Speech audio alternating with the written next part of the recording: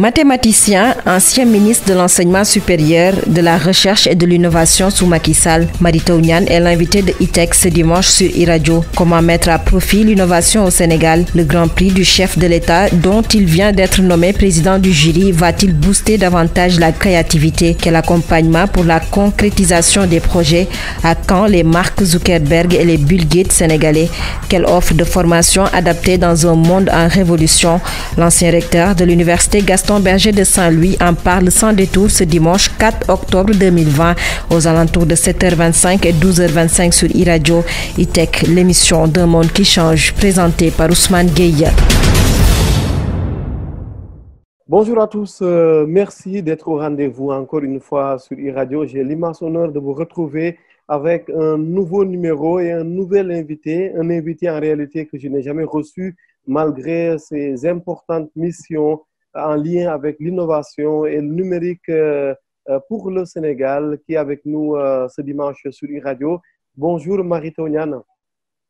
Bonjour Ousmane, je vous remercie pour cette invitation. Je vous en prie, c'est un immense plaisir en vous recevant ce dimanche, comme je l'ai dit, dans le magazine E-Tech de e-Radio. Professeur Mary Teuw Niane, c'est en préparant mon émission que je me rends compte que vous portez en même temps le nom d'un grand opérateur télécom en Afrique, MTN, professeur titulaire de classe exceptionnelle, mathématicien spécialisé en équations aux dérives partielles, contrôle des systèmes distribués et modélisation, membre de l'Académie nationale des sciences et techniques du Sénégal. Vous avez encadré une trentaine de thèses de doctorat en mathématiques et parmi vos fonctions occupées actuellement président du conseil d'administration de la Société des pétroles du Sénégal Holding SA, pour aller vite Petrosen Holding SA, depuis le 6 mai 2020, président du comité consultatif du projet Young Africa Works Sénégal de la Fondation Mastercard, membre du conseil d'administration du Centre international des mathématiques pures et appliquées, septembre 2020, membre du groupe consultatif du partenariat pour l'apprentissage de la Fondation Mastercard, et parmi vos anciennes fonctions, naturellement, celle qui revient très souvent, ancien ministre de l'Enseignement supérieur, de la Recherche et de l'Innovation, et nous sommes au cœur de notre sujet. Vous l'avez été du 29 octobre 2012 au 5 avril 2019, président du comité technique spécialisé éducation, sciences et technologies de l'Union africaine, recteur, bien entendu, de l'université Gaston Berger de Saint-Louis du Sénégal. De toute façon, vous habitez dans la zone, vous êtes un fils de Bango où vous vous rendez très, très régulièrement. Et parmi les distinctions nationales, africaines et internationales, on notera rapidement officier dans l'Ordre national du Lion de la République du Sénégal, décret 2009-313 du 2 avril 2009, chevalier dans l'Ordre national du Lion du Sénégal. Et pour ce qui est de la France, grand officier dans l'Ordre du Mérite de la République française en 2016, chevalier dans l'Ordre des Palmes académiques de la République française le 26 février 2009. On va s'arrêter sûrement là, sinon on va tomber dans le piège de tout dire et on ne finira jamais. Parce que professeur Mary Teuw Niane, vous êtes très reconnu dans le monde académique au Sénégal et à l'étranger. Dernièrement, j'allais dire il y a quelques jours, vous êtes nommé président du jury en charge de statuer sur le Grand Prix du chef de l'État pour l'innovation. Il s'agit bien sûr du président Macky Sall du Sénégal, dont vous avez été le ministre de l'Enseignement supérieur. Très rapidement, première question en lien avec cette actualité liée à l'innovation. Comment est-ce que vous recevez, disons, cette promotion, si on peut l'appeler comme ça? En tous les cas, ce choix porté sur vous pour présider le jury. Merci Ousmane. Je voudrais aussi saluer nos auditrices et nos auditeurs et dire que je voudrais d'abord féliciter le président de la République Macky Sall pour avoir pris ce décret qui crée le Grand Prix du président de la République pour l'innovation numérique. Et ensuite remercier Madame le ministre Ndeye Tické Ndiaye Diop qui nous a fait l'honneur de nous nommer comme président de ce premier jury. Et je la remercie aussi au nom des 11 membres du jury qu'elle a bien voulu nommer. Je pense que c'est une lourde responsabilité et un défi. Oui. Parce que nous savons, le numérique est essentiel pour le développement de l'Afrique. Le numérique est aussi un atout pour le Sénégal dans sa marche vers l'émergence économique. En créant ce prix et en nous en confiant la présidence, évidemment, nous allons travailler de manière transparente, de manière indépendante, comme les tout jury, pour arriver, et nous l'espérons, à avoir un grand prix qui soit sans contestation et aussi avoir, nous l'espérons, les 2 prix spéciaux, l'un dédié aux femmes et l'autre à la jeunesse. Tout cela étant évidemment une promotion pour l'économie numérique, mais aussi une promotion pour tous les Sénégalais qui travaillent dans les startups du numérique et qui innovent et qui essaient évidemment à travers les innovations d'avoir un impact sur la vie des Sénégalais, sur l'entrepreneuriat, sur la vie économique et en définitive sur la croissance économique de notre pays. Oui, très rapidement, bien sûr, on va s'attarder longuement sur ce grand prix du chef de l'État pour l'innovation numérique. Les 11 membres du jury dont vous êtes le président, le patron, c'est qui exactement rapidement pour avancer? Alors, c'est sans doute Madame le ministre fera installera le jury. Oui. Mais je peux vous dire que le vice-président, c'est Tidjane Dème de Google. Oui. Et nous avons Tidjane Dème que nous avons déjà reçu dans cette émission. Exactement. Nous avons Dr Abdoulaye Bousso du COUS, qui est maintenant bien connu à travers la gestion de la COVID. Nous avons Dr Ibrahim Khalilou Dia, directeur de la santé digitale au ministère de la Santé. Oui. Exactement. Le docteur Seydina Moussa Ndiaye, qui est le directeur du Centre des réseaux et systèmes d'information du ministère de l'Enseignement supérieur et qui est celui qui a mis en œuvre Campusen. Et nous avons Ousmane Chongan, qui est conseiller spécial du président de la République. Nous avons Madame Khan au niveau de la DER. Nous avons Madame Yacine Baro-Bougo, directrice Microsoft Sénégal.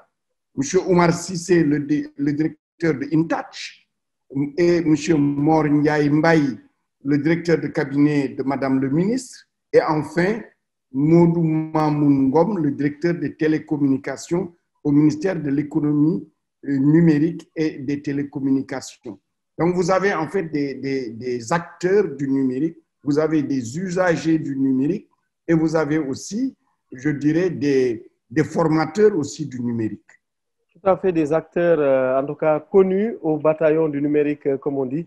Et on précise rapidement pour ce qui est de Tidjane Dème, ses responsabilités au sein de Google appartiennent maintenant au passé, puisqu'actuellement, il est le patron du fonds d'investissement Partech Africa, qu'il dirige avec un certain Cyril Collomb. Tidjane Dème, qui est l'un des grands noms du Sénégal numérique à l'étranger. Mary Teuw Niane, professeur Mary Teuw Niane, ancien recteur de l'Université Gaston Berger de Saint-Louis, ancien ministre de l'Enseignement supérieur, de la Recherche et de l'Innovation du Sénégal, est notre invité ce dimanche sur Radio. Très rapidement, toujours sur ce grand prix du chef de l'État.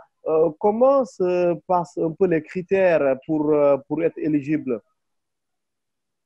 Alors, évidemment, le décret du président de la République fixe les grandes lignes. Oui. Ensuite, vous avez le règlement intérieur qui a été approuvé par Madame le ministre Ndeye Tické Ndiaye Diop, qui définit, je dirais, le détail. Et ensuite, il y a des TDR qui permettent en fait d'aider chacun à pouvoir postuler. En fait, la première des choses, c'est que la candidature se fera en ligne et exclusivement en ligne. Ensuite, il y a, je dirais, il faut être dans le cadre d'une start-up et avoir au moins 20 ans. Et ensuite, être sénégalais, cantonné au Sénégal, oui. cantonné au Sénégal, la start-up ne doit pas, je dirais, le projet ou la start-up ne doit pas exercer depuis plus de 5 ans. Depuis plus de 5 ans. Quand vous êtes au Sénégal, vous pouvez être sénégalais. Ça peut être aussi des résidents étrangers qui sont au Sénégal et qui sont dans le cadre du numérique. Tout à fait. Lorsque ce sont des Sénégalais aussi de l'extérieur, ils sont aussi éligibles, toujours dans les mêmes conditions. Et évidemment, il y a des personnes qui ne peuvent pas postuler, et ça, c'est dans l'ordre normal des choses. Évidemment, les membres du jury ne peuvent pas postuler, leur famille, etc., etc. Donc, c'est véritablement, et tous les dossiers se font en ligne, et ce qui est important, c'est que chaque candidat ou chaque équipe, parce qu'on peut candidater individuellement comme collectivement, il faudrait que tous les dossiers, dans tous les cas, soient mis en ligne au niveau du site qui est dédié à cet effet. Oui, peut-être que le journaliste que je suis va très vite en attendant les textes officiels qui détaillent tout cela. Mais on va demander quoi concrètement à une start-up pour qu'elle se lance un peu dans la course, au-delà des critères que vous avez donnés. En détail, c'est quoi? On donne quoi comme papier? Ce qui est visé, c'est, je pense, d'une part, c'est que le projet ou l'innovation ou l'œuvre, comme je dirais, ait un impact sur la vie des Sénégalais. Ça, c'est le critère qui revient le plus souvent. Ça, c'est un premier critère. Ça peut être aussi un critère, ce qui est aussi demandé, c'est de promouvoir l'emploi. L'objet, quand on parle d'innovation, et vous voyez le lien qui est fait entre innovation et start-up. Oui. On aurait pu dire tout le monde peut postuler. À ce moment-là, on ne demanderait pas sûrement ces critères-là. Donc, le lien, évidemment, avec la création d'emplois. Et ensuite, évidemment, la participation à la croissance économique au niveau du pays. Et cela sont des éléments très importants dans l'appréciation de l'innovation qui est présentée. Oui, on précise aussi que ce Grand Prix du chef de l'État pour l'innovation numérique, il avait annoncé à Diamniadio en remettant, en annonçant en même temps que les sommes destinées aux startups, le montant du financement pour les startups numériques, allait bien sûr connaître une hausse. Marito Niane, professeur, est avec nous ce dimanche sur Radio. L'accompagnement de l'innovation au Sénégal doit-il se résumer au volet financier ou bien il faut mettre en avant d'autres mécanismes? Oui, je pense qu'il y a plusieurs choses. Parce que vous venez de le dire, la création de ce prix est un élément du dispositif qui est mis en place. Oui. Nous avons ce que je dirais la stratégie numérique SN25, oui. 2025, oui. qui est mise en place. Nous avons l'encouragement financier à soutenir les startups à travers cette subvention portée par l'ADER que le président de la République a fait aux startups du numérique, qui est passé de 1 milliard à 3 milliards maintenant. Nous avons eu le vote par l'Assemblée nationale de la Startup Act, comme on dit, qui est un cadre juridique favorable pour le développement des startups. Et maintenant, voilà que pour l'innovation, et on sait que le numérique, évidemment, l'innovation est un élément moteur essentiel. Voilà le prix du président de la République pour l'innovation numérique. Maintenant, il faut ajouter à cela, évidemment, la question de l'environnement. L'environnement est extrêmement important et c'est dans ce sens-là qu'il me semble important la disponibilité partout sur le territoire national de l'Internet haut débit et en même temps aussi, je dirais, la faiblesse des coûts. Ça, c'est pour moi un premier élément. Un deuxième élément, c'est évidemment la mise en place d'équipements lourds qui peuvent être partagés. Et là encore, le Sénégal a fait un grand pas puisque le Sénégal a acheté un supercalculateur. Le Sénégal a même à sa disposition une quantum learning machine et le supercalculateur est à la Cité du Savoir. Il reste à le mettre en marche, comme on dit. Oui. Ensuite, je pense qu'il est aussi important qu'il y ait un cadre plus large qui favorise la création, qui favorise la création d'incubateurs. Et que les incubateurs qui existent puissent encore être élargis. Parce que ces pépinières, ces couveuses d'entreprises sont essentielles dans le développement du numérique. Je sais que l'ADER a un grand projet, mais nous savons aussi le parc des technologies numériques a aussi un autre projet. Et nous avons le projet des universités et les projets privés qui existent aussi. Ensuite, je pense qu'il faut aussi financer. Vous avez parlé en dehors du financement, mais je dirais, parce que souvent on ne le dit pas, la recherche. La recherche. Pourquoi? Il y a des questions qui peuvent être des préoccupations nationales. Il ne faut pas seulement laisser les entreprises spontanément aller vers cela. Elles peuvent ne pas y aller. Et c'est du rôle de l'État de voir que cette question est d'intérêt national, d'y mettre des ressources et de sélectionner, que ce soit des startups, que ce soit des experts particuliers, pour développer une innovation et la mettre à la disposition du pouvoir public ou des entreprises privées ou même de la population. Enfin, il est toujours pour l'innovation, il est important que nous soyons toujours liés à l'international parce que ça va très vite et c'est important d'assurer le soutien à la mobilité internationale et à la participation de nos startups, mais aussi de nos innovateurs aux compétitions internationales. Ceci nous permet d'être au même niveau qu'eux et de pouvoir progresser au même rythme de qualité et aussi au même rythme, je dirais, d'innovation que l'international. Maritou Niane, ancien ministre de l'Enseignement supérieur, de la Recherche et de l'Innovation, est notre invité ce dimanche sur Radio. Vous nous surprenez positivement, naturellement, avec votre connaissance de l'écosystème. Vous faites comment alors que vous n'avez jamais été ministre du secteur? Non, mais hier soir, si vous avez suivi Mme Ndeiti Kendiaye Diop, elle a souvent dit, écoutez, le numérique, pour tel secteur, vous avez tel ministère. Oui. Et elle a cité l'enseignement supérieur, elle a cité le ministère de la Santé. Je peux dire, elle peut citer tous les ministères. Parce que le numérique est transversal. Il est transversal. Moi, j'étais d'abord recteur de l'Université de Saint-Louis et en tant que recteur, j'ai eu une préoccupation très importante du rôle du numérique en tant que, je dirais, support de formation, mais aussi en tant qu'objet de formation.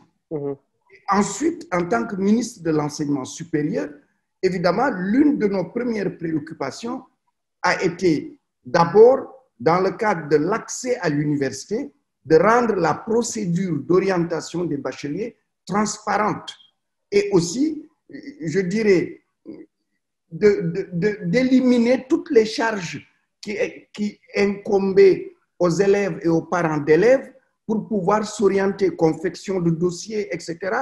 Et enfin, de rendre l'information rapide, disponible et facile à traiter. Et ça a été un élément. L'autre élément, ça a été évidemment le développement d'une nouvelle forme d'enseignement, à savoir la création de l'université virtuelle du Sénégal. Ça a été aussi le développement de nouvelles formations dans le numérique pour que le Sénégal soit toujours au même niveau que le monde dans ce secteur. Et enfin, c'est le développement dans le cadre de la réforme de l'enseignement supérieur des incubateurs au niveau des universités. Et cela, évidemment, nous amène à être en contact avec l'écosystème du numérique, à être en contact avec les organisations du patronat du numérique, comme Optique, par exemple, et être aussi en relation avec les différents ministères, en particulier le ministère des télécommunications et de l'économie numérique, avec l'Agence de développement de l'informatique de l'État, l'Agence de l'informatique de l'État, mais aussi avec l'ARTP et en particulier le FDSUT, le Fonds des services universels de télécommunications, avec qui j'avais signé une convention avec le ministre actuel Abdou Karim Sall, que je remercie au passage, nous avons signé une convention. D'abord, c'était pour la prise en charge de la bande passante qui était réservée aux universités, et ensuite pour soutenir la construction de 8 espaces numériques ouverts dans le cadre du projet de construction de 50 espaces numériques ouverts. Et il y a beaucoup d'autres choses. Et dans ce sens-là, d'ailleurs, je veux remercier le président du FDSUT, Ali Kotonyaï, qui aussi nous avait beaucoup appuyé. Et nous avons travaillé aussi avec la Sonatel, parce qu'avec elle, nous avons aussi signé une convention qui était que les étudiants pouvaient avoir 5 gigas d'Internet mensuel pour seulement 2000 francs CFA. Et je peux continuer comme ça. Donc, le ministre de l'Enseignement supérieur et de la Recherche est obligé, si d'abord le numérique est important, s'il veut le développer, de travailler avec tout ce monde-là. Et c'est ça qui fait que peut-être que j'ai cette connaissance de l'écosystème. Oui, et comment on pourrait optimiser davantage, professeur Maritou Niane, la gestion du numérique au Sénégal? Vous l'avez dit, nous avons tellement de structures parfois ministérielles. Comment aujourd'hui on pourrait optimiser davantage? Peut-être dans un ministère, réunir plusieurs acteurs pour une force de frappe beaucoup plus impactante. Oui, ça va dépendre de... L'État a déjà mis, je dirais, des étages de la gouvernance. Nous avons le ministère en charge des télécommunications et de l'économie numérique. Nous avons ce que je dirais des bras techniques. L'ADIE est un bras technique. L'ADER, pour la partie financement des startups du numérique, est aussi un bras technique. Nous en avons d'autres. Nous avons aussi le Conseil national du numérique au niveau de la primature. Maintenant, évidemment, il faudrait qu'il y ait une coordination de tout cela. Justement, oui. Elle peut être confiée au ministère en charge des télécommunications et de l'économie numérique, comme il peut être créé une structure qui va assurer la coordination. Ça dépend, c'est le choix du président de la République. Il peut, comme on dit, renforcer les missions du ministère, comme créer une coordination dans ce sens-là. Donc, mais je pense que, comme vous l'avez dit, c'est important qu'il y ait une coordination qui puisse d'abord avoir la capacité d'observer ce qui se passe et de suivre ce qui se passe, mais aussi de suivre et de rectifier la mise en œuvre des orientations stratégiques ou de les accélérer quand on sent que c'est au ralenti, etc. Oui, et pour en revenir toujours à cette nécessité de plus d'impact dans l'écosystème numérique, mais sur, bien sûr, l'ensemble des secteurs au Sénégal, parce qu'on le sait très bien, vous l'avez reconnu, le digital est transversal. Comment est-ce qu'on peut renforcer nos startups pour qu'elles aient plus d'impact? Parce que c'est vrai qu'il y a du financement, il y a de l'accompagnement, mais on ne sent pas ces startups. Autrement dit, au bout du compte, elles ne gagnent pas la plupart des marchés de l'État. On préfère aller chercher des startups ou, disons, des acteurs de Malaisie, d'autres pays, alors que le Sénégal, quand même, fourmille de ces grands acteurs qui ne demandent qu'à être acceptés, en fait. Excusez-moi. Non, effectivement, Ousmane, vous avez posé là une question très importante. Mais en fait, moi, je la vois beaucoup plus large. Oui. Et la question liée à la science et à la technologie. Nous avons un peu une difficulté chez beaucoup de nos managers de confiance en l'expertise scientifique et technique endogène. Et il est important, je pense que là, qu'il y ait sans doute une politique de discrimination positive pour nos startups et nos entreprises nationales. Quand je dis start-up et entreprise nationale, je veux dire celles implantées au Sénégal. Et je pense que c'est extrêmement important Et cela va permettre à ces entreprises, d'une part, d'avoir la commande publique. Et la commande publique, on sait que c'est l'une des commandes les plus importantes. Et deuxièmement, de se faire la main. Parce que ce n'est pas toujours sur des choses qui sont connues, pour lesquelles on voit que l'entreprise maîtrise cela, qu'elles ont eu la possibilité de s'exercer. Et là, c'est là où le rôle, le leadership de développement du numérique va apparaître. Vous avez cité, par exemple, les cartes nationales d'identité ou les passeports, oui, ou d'autres choses.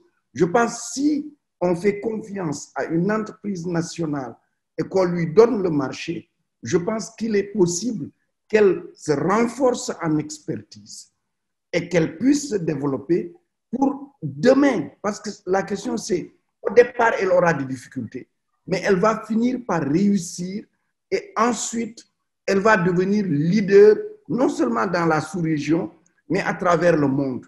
Je pense que nous avons beaucoup d'exemples aujourd'hui de nos startups qui sont devenues maintenant de grandes entreprises et qui évoluent à travers l'Afrique et le monde. Dont InTouch de Omar Cissé, vous l'avez cité tout à l'heure. Oui, InTouch. Vous avez InTouch, mais avant même InTouch, oui, vous avez Gaïndé 2000. Oui. 2000, l'intérêt, ça a été créé par, je pense, la direction, la douane. La douane, oui. La douane, et puis ça s'est autonomisé, etc. Mais cela, et Gaïndé 2000 a des partenaires à travers toute l'Afrique. Et je suis sûr qu'au départ, quand Gaïndé 2000 était créé, évidemment, Gaïndé 2000, les gens n'avaient pas cette expertise. Aujourd'hui, ils l'ont et ils l'exportent. C'est la même chose. Il faut que cette culture de confiance à nos scientifiques et techniciens puisse s'installer. Moi, quand j'étais ministre de l'Enseignement supérieur, nous n'avons fait appel à aucune expertise étrangère dans ce que nous avons développé. Sauf le supercalculateur. Non, le supercalculateur, il a été construit. Oui. Nous ne le construisons pas. Et vous savez qu'aujourd'hui, en réalité, la construction n'est plus en réalité quelque chose d'aussi essentiel. Et essentiel, c'est le soft qu'on fait avec. Et c'est ça qui est important. Aujourd'hui, nous avons le supercalculateur. Nous pouvons faire énormément de choses s'il était en fonctionnement. Par exemple, on est en période de Covid. Oui. Il y a tellement de données accumulées sur la Covid et que l'utilisation de ce supercalculateur nous aurait permis de voir l'évolution des choses et de nous aider même dans les prises de décision. Nous avons une quantum learning machine parce que ça peut être très intéressant, oui, dans des projets qui touchent l'intelligence artificielle, etc. C'est donc pour dire simplement que, vous savez, vous voyez la santé. Le ministère de la Santé, il a même une direction qui est liée, vous voyez, au numérique. Et pourquoi? Parce que le numérique offre à la santé quelque chose d'extraordinaire. C'est de créer l'équité territoriale. Vous êtes à Kolda, il n'y a pas de spécialiste, par exemple, en cardio, je dis comme ça, peut-être que ça existe. Oui. Il y a des spécialistes qui n'existent pas, des spécialités qui n'existent pas là-bas. Grâce à la télémédecine, les personnes qui ont des problèmes peuvent se faire consulter par des spécialistes qui sont à Dakar, Saint-Louis, Ziguinchor, ou même qui sont à Washington, ou qui sont à Paris, ou qui sont à Tokyo, ou à Pékin, ou à Moscou, etc. Et ça donne de l'équité. Et ça permet aussi je pense qu'au niveau coût, c'est encore moindre et au niveau qualité, c'est équivalent. Vous voyez évidemment l'enseignement supérieur, j'en parle pas, puisque aujourd'hui, l'université virtuelle du Sénégal est une réalité et le développement de l'enseignement à distance, la COVID a montré que c'est une nécessité impérieuse. Mais vous voyez le transport, le secteur du transport. Si vous prenez le secteur du transport, il y a déjà le secteur de la circulation urbaine. Cette question, le numérique est essentiel. Vous voyez la question de la sécurité dans les grandes villes. Vous voyez la question de l'économie d'énergie. Elle est essentielle là-dedans. Au niveau de l'agriculture, on commence à développer ce qu'on appelle l'agriculture intelligente, dans le sens où on essaie de faire en sorte que la plante n'utilise que ce dont elle a besoin. Ça ne sert à rien de mettre plein d'eau qui est perdue, qui est une ressource qu'on va perdre, alors que la plante en a besoin de peu. Il ne s'agit pas de mettre trop, je dirais, d'engrais ou en tout cas de nutriments pour ces plantes-là, et il faut en mettre juste ce dont elle a besoin. Et aujourd'hui, des applications permettent de contrôler. Il faut que la plante soit dans une température qui est celle qui la permet le mieux de se développer, oui, quelle est l'humidité optimale. Tout cela, c'est le numérique qui permet de le faire. Et on peut citer maintenant beaucoup d'autres questions, les questions de sécurité, oui, les questions de sécurité qui sont essentielles. On voit la place du numérique. Et en plus de cela, le numérique a un lien très important avec la biologie. Vous savez, tout ce qui est lié aujourd'hui aux semences, ce qui est lié à la biotechnologie, ce qui est lié à la génétique moléculaire, ce qui est lié au décodage de génome, etc., vous avez besoin des calculateurs ou des supercalculateurs, en même temps, évidemment, des équipements de biologie, etc. Et cela va nous donner, nous, Sénégal, la possibilité d'avoir des startups de haut niveau pour résoudre nos problèmes qui doivent nous conduire à l'émergence. Fraîchement nommé président du jury du Grand Prix du chef de l'État pour l'innovation numérique au Sénégal, le professeur Mariton Niane nous fait le plaisir, la fidélité et l'honneur d'être notre invité ce dimanche sur e-Radio. Ancien recteur de l'Université Gaston Berger de Saint-Louis du Sénégal, ancien ministre de l'Enseignement supérieur, de la Recherche et de l'Innovation, nous en parlons avec lui. Autrement dit, nous parlons avec lui de l'innovation à la faveur, de cette actualité qui est liée à son nom. Nous allons marquer une pause de 25 minutes sur e-Radio et nous nous retrouvons juste après pour la suite de cette interview. E-Tech sur e-Radio. Le professeur Mariton Niane est notre invité ce dimanche sur e-Radio. On l'a rappelé, ancien ministre de l'Enseignement supérieur, de la Recherche et de l'Innovation du Sénégal, ancien recteur de l'Université Gaston Berger de Saint-Louis, mathématicien jusque dans nos langues nationales. Il va y revenir sûrement dans quelques instants. Monsieur le professeur, nous en étions, si je ne me trompe, à l'importance du numérique pour notre pays, à l'aspect transversal clairement aujourd'hui de ces technologies de l'information et de la communication. Mais c'est important, il me semble, qu'on revienne un peu sur la confiance que l'État doit accorder aux startups.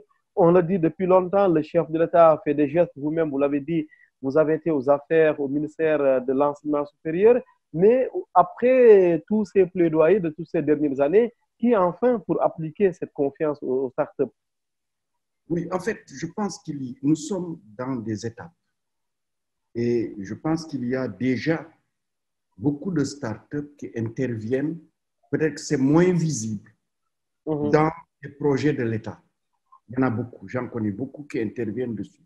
Mais c'est vrai, ce que l'écosystème souhaiterait sans doute le plus, c'est que les gros projets de l'État, ce soit les startups, ou en tout cas des groupements de startups, ou des grandes sociétés numériques du Sénégal qui les développent. Et cela, on va y arriver parce que l'environnement qu'on a aujourd'hui, nous ne l'avions pas. Nous n'avions pas ni les lois qui ont été votées, oui, nous n'avions pas l'accompagnement financier qui est en train d'évoluer parce que le président a commencé par 1 milliard, aujourd'hui on est à 3 milliards. Oui. Et nous attendons des infrastructures qui vont arriver parce que le parc des technologies numériques de Diamniadio que dirige Bassirouba, je pense, sa construction et sa livraison va aussi apporter un plus énorme parce qu'à la fois il sera un cadre attractif pour des entreprises, pour des multinationales, oui, ou des entreprises en tout cas reconnues dans le monde, dans le domaine du numérique, mais sera aussi un cadre pour les entreprises sénégalaises et un cadre aussi je dirais, d'accompagnement des startups, etc. Je sais que M. Pape Amadou Sarr, au niveau de la DER, aussi travaille sur un grand incubateur, oui, au niveau du numérique. Et déjà, il y avait des incubateurs. Je pense Et il y a des privés aussi qui mettent en place des Oui, incubateurs. oui. L'environnement est en train de s'étoffer. Et puis, une chose qui se développe aussi, c'est que la formation dans le numérique n'est plus seulement une formation de bureautique. Ce qui était au tout début, on est maintenant dans des formations beaucoup plus pointues et nous allons petit à petit aller à la fois vers des licences, des masters, des diplômes d'ingénieurs qui sont au cœur de ce qui fait aujourd'hui la force du numérique, mais aussi nous allons aller sans doute vers la massification des formations certifiantes. Parce que nous le voyons, vous avez beaucoup de jeunes qui, presque en autodidacte, se forment dans le numérique et font de belles choses. Et ces jeunes-là n'ont pas de bac, peut-être, parfois n'ont pas de licence, parfois n'ont pas de master, et ils peuvent avoir du mal à se faire reconnaître. Et le développement de formations certifiantes va permettre de les valoriser et de leur permettre aussi, comme on dit, d'aller au bout de leurs rêves, étant entendu que le bout du rêve, nous, que nous souhaitons, c'est qu'on crée une entreprise, ils créent une start-up et recrutent et ensuite puissent s'imposer au niveau national et mondial. Oui, question surdiplômé que vous êtes, Mariétou Niane. Que devient d'ailleurs le statut du surdiplômé dans un monde numérique, numérisé qui va très vite? Est-ce qu'on a besoin de faire toujours forcément 20 ans, 30 ans de formation ou bien est-ce qu'on doit juste évoluer par certification et avoir, disons, de l'impact sur le réel? On doit s'y prendre comment ou les deux à la fois? C'est les deux à la fois. Il serait une grosse erreur de dire qu'il faut mettre de côté les diplômes. Parce que, nous le savons, parce qu'il y a les innovateurs. Il y a ceux qui, parce que pour telle ou telle raison, ont cette capacité de créer et d'aller au-delà des diplômes sans pour autant en disposer. Mais nous le savons, la partie la plus importante, ils doivent être formés. C'est la formation. Il faut former et dans la formation, il faut donner la chance à tout le monde. Et c'est pourquoi les réformes qui sont en cours sont importantes. Parce que les réformes en cours montrent bien que vous choisissez cette formation classique que nous connaissons depuis les indépendances, faire l'école, le préscolaire, le primaire, le collège, le lycée, le premier cycle universitaire, le deuxième cycle universitaire, puis le doctorat. On peut faire aussi des formations qui sont professionnelles et arriver au doctorat. Et aujourd'hui, ce parcours-là est possible. Il n'est pas encore utilisé par beaucoup de monde et il faut le développer, d'autant plus que le pari de l'État, c'est quand même la formation professionnelle. Avec ces centres de formation professionnelle qui doivent être créés dans chaque département du Sénégal, en plus de ceux qui existent, avec la création des ISEP, des instituts supérieurs d'enseignement professionnel, avec la création des masters et des licences professionnelles. À cela, si nous ajoutons maintenant des formations certifiantes qui peuvent massifier le capital humain dans ce secteur-là et en choisissant les compétences pointues ou les compétences en tout cas dont nous avons besoin et qui peuvent susciter ou qui peuvent la création d'entreprises, oui, qui peuvent permettre de créer plus d'emplois ou qui peuvent nous permettre d'attirer plus d'entreprises étrangères, je pense que nous aurons gagné. Nous aurons gagné. Le Sénégal a une particularité. Nos formations classiques du numérique ont une grande qualité. Elles ont aussi un petit défaut. Oui. La grande qualité de ces formations, c'est leurs compétences en mathématiques. Nous avons nos licences en informatique, nos masters en informatique ont une très bonne compétence en mathématiques. Cela a un avantage, c'est la facilité de changer de position, de changer de compétences, de diversifier ses compétences. et de s'adapter, la capacité de s'adapter.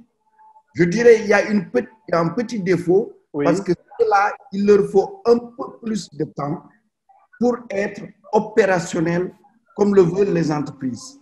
Moi, beaucoup de responsables d'entreprises m'ont dit, écoute, au Sénégal, sans doute, si nous prenons un jeune Sénégalais et un jeune Indien dans une filière donnée, les 6 premiers mois, le jeune Indien est meilleur. Mais après les 6 mois, les Sénégalais, c'est suffisamment adapté, a suffisamment eu de compétences, de capacités professionnelles, et il devient meilleur et sur la longue durée, il reste meilleur que l'Indien. Donc, nous devons, comme on dit, faire un compromis entre cette formation à base fondamentale et les certificats ou les diplômes professionnels pour que les entreprises aient ce qu'elles veulent. Oui, et en même temps, comment adapter, professeur Maritou Niane, l'offre de formation? Parce que de plus en plus, la formation, elle exige qu'il y ait le numérique au cœur. Comment est-ce qu'aujourd'hui, on doit l'adapter aux nouveaux métiers du digital, comme on les appelle? Il y a plusieurs choses importantes à ce niveau-là. Je pense que la première chose, je le dis, la base, c'est que l'Internet soit disponible et ne coûte pas cher. Et moi, je milite, je le dis, pour que dans le secteur de l'éducation, que véritablement l'Internet soit gratuit pour les élèves et les étudiants. Je pense que c'est possible. Je pense que ça peut être un effort de fait pour encourager les jeunes à aller et à s'accaparer du numérique. L'autre chose, c'est l'accès aux outils informatiques, à la tablette, à l'ordinateur portable ou parfois même au smartphone. Cela selon le niveau de l'élève, selon le niveau de l'étudiant, selon les filières qu'il fait, qu'il ait ces instruments-là. L'autre élément, c'est les bases de données qui permettent d'avoir les compétences. Il faut là aussi qu'on puisse abonner nos universités, nos écoles de formation, qu'elles soient publiques ou privées, nos établissements secondaires, que ce soit les bibliothèques en ligne, que ce soit... Parce qu'aujourd'hui, vous avez beaucoup de possibilités sur presque toutes les compétences. Vous avez des cours en ligne. Ces cours-là, nous pouvons nous y abonner. Et quand on abonne plusieurs universités, ça coûte beaucoup moins cher. Et cela peut permettre d'avancer. L'autre élément, c'est les équipements. Oui. Vous voyez, il y a 2 ans, nous avions acheté 10 imprimantes 3D que nous avions remis aux universités et aux centres de recherche et d'essai. Avec la COVID, vous avez vu l'impact de ces imprimantes 3D. Et c'est la même chose pour la robotique. Parce que quand on parle de robotique, on pense toujours à des choses grandissimes. Mais il y a des choses qui relèvent de la vie quotidienne et qui vont faciliter la vie quotidienne, qui peuvent être développées à travers la robotique, etc. Donc, il faut qu'on ait les équipements, comme on dit, les kits, pour permettre aux jeunes de s'exercer et de se faire la main. C'est avec cela qu'ils vont ensuite pouvoir innover et pouvoir créer des choses qui peuvent être vendues, etc. Ensuite, il faut évidemment que dans les universités, comme dans toutes les universités du monde, que nous puissions soutenir les projets de recherche qui vont dans ce sens-là. Et qu'on encourage les universités à développer les filières porteuses du numérique. Et ces filières porteuses auront un impact sur tout le monde. Par exemple, si on veut, le ministère de la Santé veut développer la télémédecine. Il faut former les sages-femmes, les infirmières, il faut former les médecins, ainsi de suite. Ça, c'est quelque chose qui peut se faire rapidement. Il faut disposer des équipements ou même pouvoir les fabriquer sur place. Il y a à l'école polytechnique durant la COVID, en utilisant des imprimantes 3D et d'autres choses, ils ont fabriqué un respirateur. Je sais qu'il y a des structures aujourd'hui qui s'occupent de cela pour les accompagner, pour pouvoir en faire un produit finalisé. Mais je pense qu'il nous faut aller plus loin et cela nous permettra. Moi, je suis convaincu que le Sénégal peut être en Afrique leader dans le domaine du numérique. Parce qu'on cite certains pays en Afrique que je connais, parce que je les ai visités. J'ai visité leurs universités. Nous avons peut-être 10 fois, 20 fois plus de ressources humaines que ces pays. Mais c'est quoi le problème justement? Parce que effectivement, tout le monde le dit que le Sénégal est bien placé, que nous avons beaucoup de startups, nous avons l'argent par endroit pour financer l'innovation. Mais en même temps, on sait que on n'est pas les meilleurs partout. C'est quoi le problème justement? C'est un problème de gouvernance, des Non, politiques? non, c'est pas qu'on n'est pas meilleur partout et d'ailleurs on ne peut pas être meilleur partout. Ça, je pense qu'il faut le dire. Quand on est sur ces questions-là, on cible des secteurs où on veut être meilleur. Oui. Et ce qu'il y a, je pense que là, comme je l'ai dit, la première des choses, il faut être fier de ce qu'on fait et de ce qu'on est. C'est une question qui n'a rien à voir avec le numérique. Elle touche tous les secteurs. Le Sénégalais, il est très critique et souvent très destructeur dans ce qui se fait dans son pays. Et il est souvent très admiratif de petites avancées qui sont faites dans certains pays sans savoir même ce qu'il en est. Et je pense que c'est cela qu'il faut recentrer. Il faut que nous soyons fiers de notre expertise, de nos compétences et qu'on les valorise à travers la communication. Il y a des gens qui communiquent bien. Il y a des pays qui communiquent bien. Toute avancée, ils la mettent en avant, occupent les réseaux sociaux, les télévisions internationales sont invitées, etc. Nous ne faisons pas cela ou nous ne le faisons pas assez. Ce n'est pas seulement dans le numérique, c'est presque dans tout. Et je pense qu'il nous faut changer cette manière de faire. Et c'est celle-là qui va mobiliser les jeunes.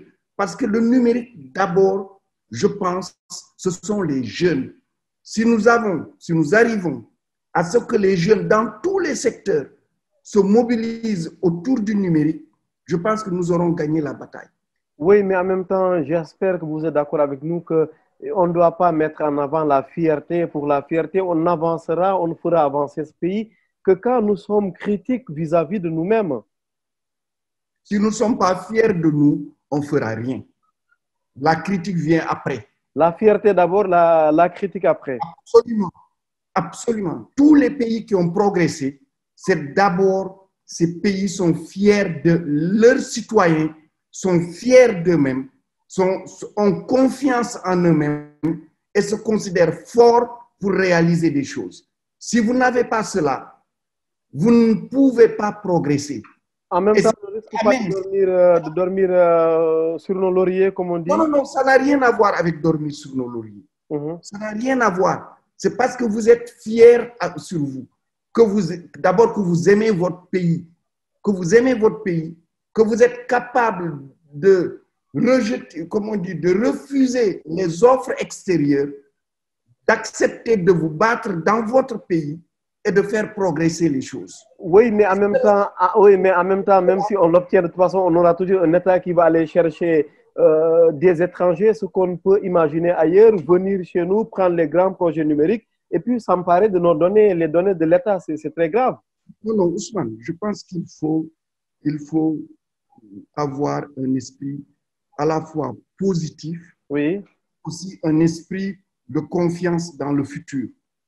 Vous-même, toi-même, tu l'as dit, hein, vous-même, vous l'avez dit. En regardant l'évolution, c'est depuis une décennie, depuis une décennie sur le numérique, nous savons que nous avons fait de grands pas.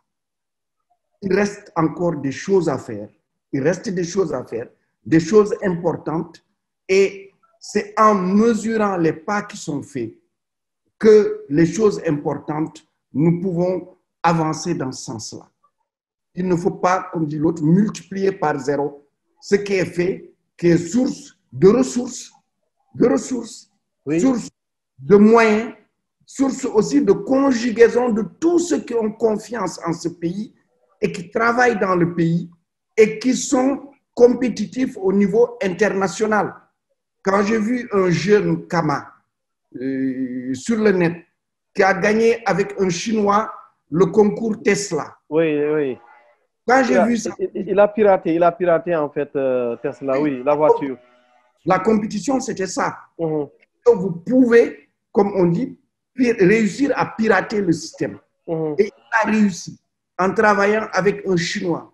Quand vous voyez ces jeunes-là, quand vous voyez d'autres, il y a beaucoup d'autres réalisations qui sont faites. Comme je dis, on ne communique pas assez. Mais Et après, oui, excusez-moi. là, il faut les soutenir parce Et- qu'ils croient au pays et ils et- croient au développement. et Dans nos, oui. dans nos universités, vous savez, la place aujourd'hui du numérique, elle est très importante.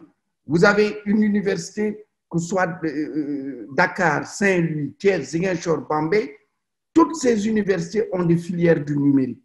Et si le Sénégal abrite le centre d'excellence africain en technologie de l'information et en mathématiques et technologie de l'information et de la communication, c'est que nous avons des ressources humaines de qualité. Et ça, il faut en être fier. Maintenant, il faut progresser. Oui, mais en même temps, ce Sénégalais-là, Ahmad Kama, hein, pour dire son prénom, c'est très bien ce qu'il a fait. Bien sûr, ça l'a fait avancer. Il a fait la une de la presse internationale, du journal Le Monde notamment. Mais en même temps, qu'est-ce que l'État du Sénégal a fait avec lui depuis? Oui, ça, je ne sais pas parce que je ne suis pas un acteur. Vous n'êtes pas au cœur, oui. Je ne suis pas au cœur de choses, donc je ne peux pas dire. Moi, ce que je peux dire simplement, ces jeunes qui sont nombreux, nous en avons beaucoup parce que c'est un secteur où je rencontre beaucoup de jeunes. Je rencontre les enseignants, je connais aussi beaucoup de patrons d'entreprises dans ce secteur-là. Je sais que c'est un secteur vivant. Il a besoin du soutien de tout le monde. Vous faites une émission où vous invitez beaucoup de monde du secteur. Oui. Ça participe à la valorisation, ça participe à la promotion de ces jeunes et ça participe à un débat et je dis ce débat qui montre les réalisations des Sénégalais contribue à leur donner confiance. Parce que tant qu'on n'a pas confiance en soi, tant qu'on n'aime pas son pays, tant qu'on ne se dit pas que la réussite de son projet personnel peut s'inscrire dans la réussite du projet de son pays, on a peut-être un assemblage d'individus, chacun tirant de son côté, mais on ne pourra pas avoir à ce moment-là une équipe tournée ensemble vers l'avenir. Nous avons ce plan SN 2025. Nous avons toutes ces stratégies qui sont en cours de développement. Il y a déjà des pas qui sont faits. Poussons dans les autres secteurs où on a encore du retard, que nous puissions avancer là-dedans. Et je pense, je suis sûr, moi je suis convaincu, c'est mon intime conviction que le Sénégal peut être leader dans le domaine du numérique en Afrique. Professeur Mariétou Niane, ancien ministre de l'Enseignement supérieur, de la Recherche et de l'Innovation, ancien recteur de Gaston Berger, actuellement président du jury du Grand Prix du chef de l'État pour l'innovation numérique, est notre invité ce dimanche sur e-radio. La suite de cette interview, on y revient parce qu'on en a dit un mot, professeur Mariétou Niane, c'est la connexion du monde rural. De plus en plus, on note un peu ce grand fossé entre le monde rural et puis les citadins. Ça avait fait, si je ne me trompe, ça avait poussé l'ancien président Abdoulaye Wade à parler de fracture numérique, clairement même entre le nord et le sud. Aujourd'hui, comment on peut résoudre cette question épineuse au-delà du FD Sud, au-delà de ces mécanismes un peu de rattrapage? Non, je pense qu'il y a la première clé, c'est l'Internet partout. Ça, je le répète, pour moi, c'est essentiel. Il y a des pas qui sont faits, mais il y a encore des espaces où on ne l'a pas. Et c'est essentiel qu'on ait l'Internet partout. Deuxièmement, que l'Internet soit accessible à tout le monde. Vous l'avez vu, nos populations, qu'elles soient d'ailleurs rurales ou urbaines ou des banlieues, des villes, etc., nous avons une créativité extraordinaire. Dès lors qu'il y a eu les groupes, les réseaux sociaux, comme WhatsApp par exemple, mais les gens ont créé des groupes et ils échangent par audio. Ils échangent par des capsules vidéo. Et cela, nous pouvons le développer de manière massive. Utiliser ce que nous offrent ces réseaux sociaux pour à la fois, dans ce sens-là, c'est essentiellement la formation des populations. Nous devons avoir, nos populations doivent savoir lire, écrire, que ce soit un paysan, un agriculteur. Ils doivent pouvoir connaître les itinéraires de culture. Ils doivent pouvoir, les éleveurs, on doit pouvoir les former. Les pêcheurs, on doit pouvoir les former. Et les pêcheurs, on doit pouvoir aussi, avec le numérique, peut-être utiliser la géolocalisation. Cela facilitera leur sécurité, le repérage en cas de difficulté. Donc, il y a d'abord la disponibilité de l'Internet, l'utilisation de ce que nous pouvons savoir et faire pour que la connaissance se diffuse. Et ensuite, évidemment, il y a tout ce qui est lié à ça. Parce que les populations, il y a les communes. Il y a des communes, aujourd'hui, on ne parle plus de communes rurales ou de communes urbaines, mais ces communes ont des responsabilités. Il y a la gestion des communes. Comment faire pour que les populations participent plus à la gestion des communes? Comment faire en sorte qu'il y ait plus de transparence, qu'il y ait moins de problèmes sur les questions des terres, par exemple, sur les questions environnementales, ainsi de suite. Comment faire en sorte qu'il y ait plus d'équité sociale? Nous avons des populations vulnérables, comme les handicapés, par exemple. Oui. Nous avons même, dans certains secteurs, des populations qui n'aiment pas trop laisser les jeunes filles aller étudier en dehors des lieux du village ou du quartier, etc. Mais tout cela, c'est le numérique qui va aider à le faire. Et nous avions, dans le cadre de l'enseignement supérieur, dans le cadre de la mise en place de l'Université virtuelle du Sénégal, programmé la mise en place des 50 ENO. C'était de mettre un ENO dans chaque département. Ce qui voulait dire faire en sorte que l'enseignement supérieur aille vers la population et qu'il n'y ait pas de fracture, que l'enseignement supérieur ne soit présent qu'au niveau des grandes villes. Et en 2012, d'ailleurs, l'enseignement supérieur était sur la façade occidentale du pays. Donc, et nous avons vu que ces ENO ont permis à des jeunes, ont permis à des handicapés, ont permis aux jeunes filles de pouvoir poursuivre des études supérieures et ensuite de faire des parcours honorables, et certains ont pu trouver de l'emploi. Je pense que le numérique, il faut aujourd'hui le percevoir comme la préoccupation que nous avons avec l'eau, l'accès à l'eau, l'accès à l'électricité, l'interconnexion des villages et autres, et même la pénibilité des femmes. Ce qui veut dire que, moi je pense même dans le programme dit du PUDC, sans doute il aurait été bien d'y inclure le numérique, parce que c'est une préoccupation extrêmement importante pour le futur de notre pays. Merci beaucoup, professeur Mariton Niane. Nous allons terminer par un constat.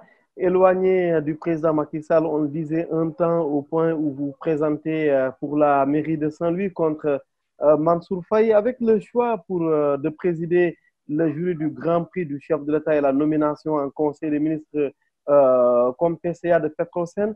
Est-ce le retour à la maison républicaine aux côtés du président? Vous allez nous dire que vous n'êtes jamais parti, mais en même temps, on sait que vous avez quand même pris un peu votre destin en main en vous présentant clairement comme candidat à la mairie de Saint-Louis. Je pense que c'est juste que les gens souvent croient, parce qu'on est ministre ou on n'est plus ministre, que nous ne sommes plus dans le parti, etc.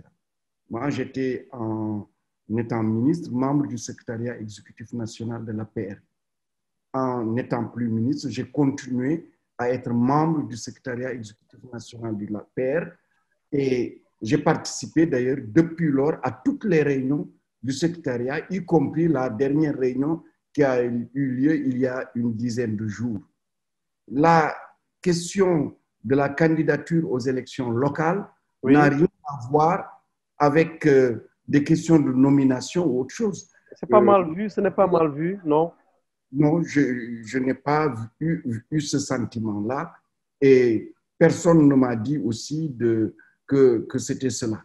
Donc, et si vous voyez bien, les élections de 2014, nous avons eu beaucoup de membres du parti qui se sont affrontés dans diverses communes. Et nous avons eu même au sein du gouvernement 2 ministres qui sont affrontés. Souvenez-vous, à Louga, vous aviez eu le ministre Moustapha Diop qui a affronté Madame le ministre Aminata Mbengue Ndiaye. Et pourtant, à la fin des élections, ils ont continué à siéger dans le gouvernement. Les élections locales, oui, c'est l'affaire des populations. Et c'est les populations qui vont dire qui ils choisissent pour diriger la commune durant les 5 prochaines années. Oui, mais sauf que cette fois, c'est d'un très proche du président de la République, je ne vous l'apprends pas. Ça ne joue pas, ça ne fait pas la différence? Bon, moi, je ne fais pas de différence. Pour nous, tous les membres de l'APR sont égaux et sont d'égale dignité. Merci, merci beaucoup, professeur Mariton Niane. Merci d'être venu à ITEC pour la première fois. Je l'ai rappelé en introduisant ce numéro de ce dimanche. Merci infiniment. Je rappelle que vous venez d'être nommé fraîchement président du jury du chef de l'État, président du jury du Grand Prix du chef de l'État pour l'innovation numérique au Sénégal. Vous êtes ancien recteur de l'Université Gaston Berger de Saint-Louis. Je le rappelle trop, peut-être parce que j'ai un trop grand sentiment pour Narguet, pour Saint-Louis, mais également, vous êtes ancien ministre de l'enseignement supérieur au Sénégal. Merci infiniment. Et puis, à très bientôt pour reparler de l'innovation et même commenter un peu, Inch'Allah, les résultats de ce prix. Merci beaucoup. À très bientôt. Excellent dimanche à vous, très chers amis auditeurs, et puis excellente semaine.